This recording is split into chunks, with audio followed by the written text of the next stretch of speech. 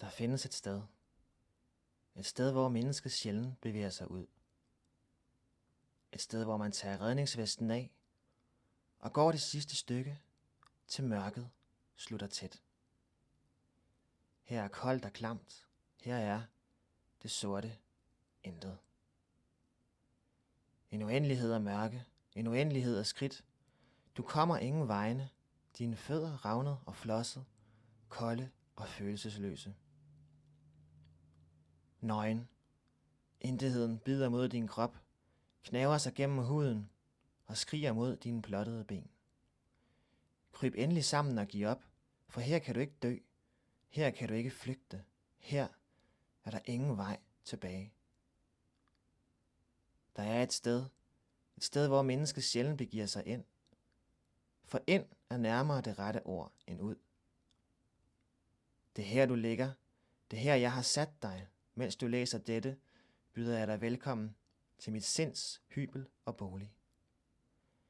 Det er her, en kunstner ender, hvis han ikke passer på. Det er her, en kunstner skriger blandt dæmoner og kaos. Skriget er vores brød.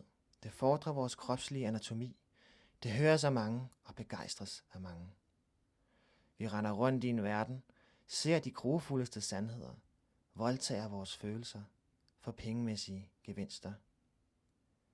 Det uendelige skrig, et skrig på et svar som aldrig kommer, et svar vi aldrig kan rumme.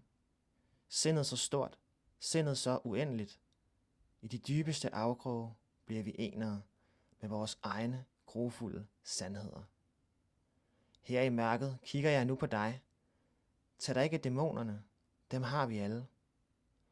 Jeg tager din hånd, smiler venligt, giver dig et kram. Jeg ved, hvordan du kan have det. Jeg kryber sammen på det sted, hvor du før lå, for dette er mit sted, i mit sind.